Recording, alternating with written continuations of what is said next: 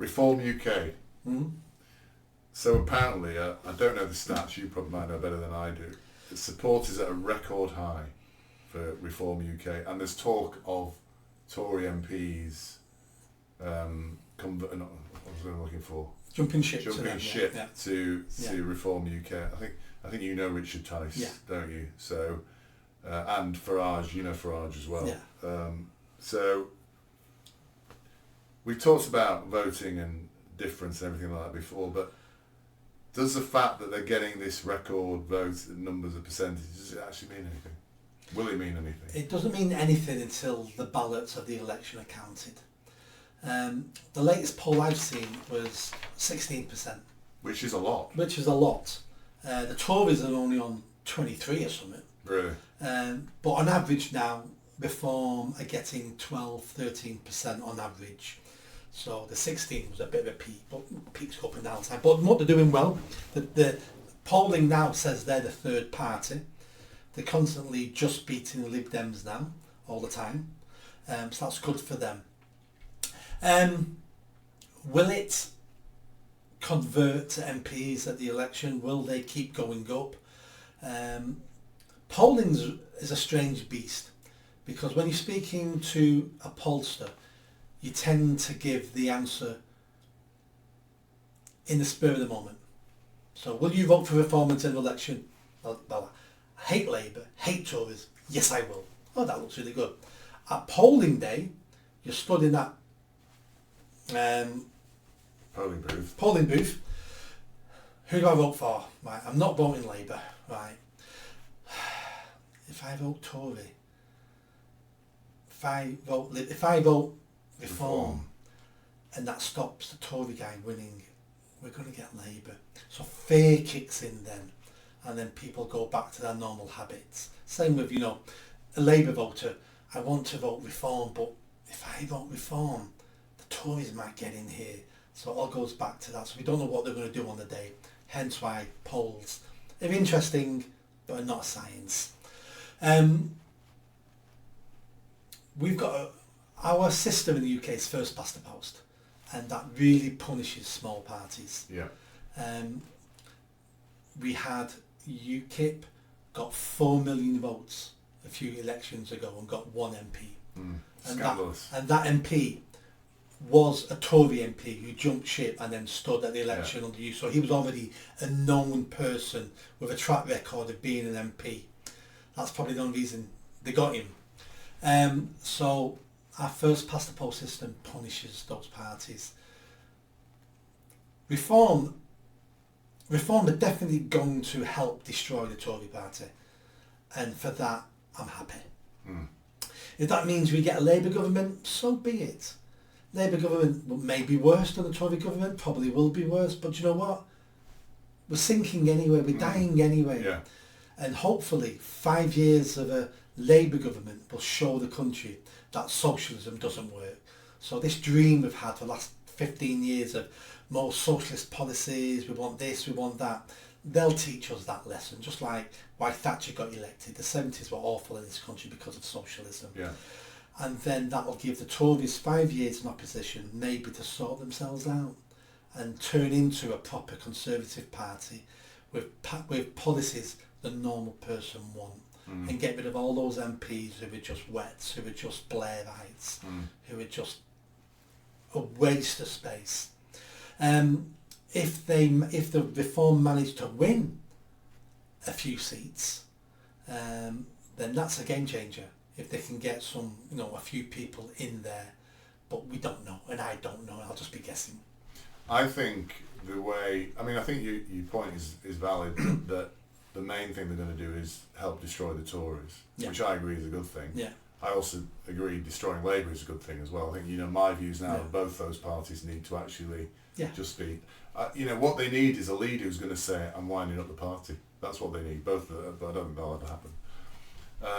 However, what I think could happen is if there's sufficient dialogue, enough Tory MPs then sitting Tory MPs go across into Reform. I think that could and I think that, from what I'm reading in the papers, I think that's what they are trying to make happen. We have this story every year. But last 4 years now, we have this story that Tory MPs are going to jump ship to reform, and because that happened with the SDP, didn't it? Yes, SDP was different. There was a split, so those people left Labour, those 4 big beasts, and went, we're setting up a new party called the SDP, and they had a big impact in the 80s. But what happened? What killed them? Labour started changing policies and took all their ideas, and Labour then became that party. Again, if in the same way the Green Party was destroyed, the Greens started winning seats, and because they take their policies if they're popular, and that's what I think is a big danger for reform. So if the Tories lose and the Tories rebuild, they'll just start stealing all of reform's policies, and there's no need for reform anymore. It'd be interesting to see if anybody jumps ship from the Tories to reform, and I think that will only happen closer to the election, when those MPs are looking at the polls going, my seat's gone. But I could potentially win if I jump ship now and join Reform, because Reform are doing really well in my seat. So there'll be some working out of the maths nearer the time, and you might have some politicians who will jump, because all they care about is their seat. They don't care about policy, they don't care about anything. They just want to stay with their seat on 90 grand a year, being important, being part of the elite. So they'll jump ship if they think, I could end up being MP for Reform. So we'll see what they do. I think that could be a possibility. If they think they're going to lose their seat if they stay in the Tory party, but they think they'll keep it if they're in Reform, I think that could be a decision. I think they'll jump them. If it's, I'm going to lose no matter what seat, I might as well lose as a Tory. Because the Tories will have me back at some point if they get back into power. But I as we're talking now, I've noticed that Farage is kind of being very kind of non-committal about whether he's going to step back into Reform. He won't this side of election. I just wonder if that's a ploy by him and Richard Tice to keep everyone on edge, to keep them all guessing, I wonder if behind the scenes Farage is talking to some of these MPs. I'm sure they are. Because I actually think now, and I think they've worked it out, if Farage became head of Reform, I think that would be negative for Reform. Tice is, he's not ultra charismatic, but he's a safe pair of hands to head that party, I think. So he's acceptable as the head of Reform, and people aren't really associating him that much with UKIP and Farage. Farage has got a lot of baggage, I think. So I think Farage is maybe working behind the scenes, talking to MPs, saying, listen guys, this is the way, this could be a way forward. And then he may, if they win seats, he may then re-emerge as somebody who's very important. It's because he's been very wishy-washy, isn't he, saying, I'm enjoying my... He loves politics, that guy. He does, but he's stood for MP now 7 times. I don't think he'll ever be an MP. And has lost everyone. Why? Because everybody else pulls out the guns when he stands. Nobody wants him to win. So therefore, everybody goes into overdrive to make sure he doesn't win that by-election or that election. So he's sick of losing, which is understandable. It's not nice to lose an election. He also understands that if he became leader of Reform, they'd have a big jump in the polls. But he'd never get higher than that. Because he still has a bit of baggage. And also, I think he's keeping his powder dry to see how the land lies after this next election. Because this might be one of those elections that changes politics forever. We just don't know how things are going to work out. And I think he's going to say to himself, I'm going to wait till the election and see what's going on there. He's a young guy, isn't he, in political terms? Very young. He's only 59, 60. So, a question I'm sure our gentle listeners are burning to ask you, Nick. Given the renaissance, the revival of Reform, given your political ambitions, is there a chance you may decide to stand for the mayor of Greater Manchester on a Reform ticket? No. So I stood 3 years ago. Yes, I know. For Reform. Because they were a brand new party, they had no one to stand, and I wanted to stand, so a marriage to convenience, I stood under their banner. Never joined a party, so I was never a party member. That election taught me that people are sick of all the parties, and it also taught me that I'm not a party person.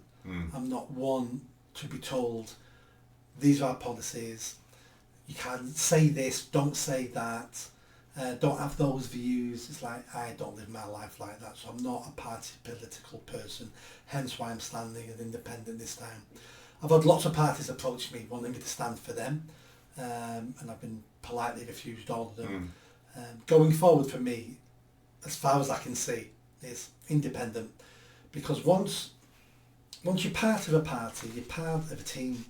It's not just down to you anymore. Yeah. You've got to plan for things you can't think of. So you might be completely anti-green, but your party's going, oh, we can't afford to be completely anti-green. We need some of the green vote.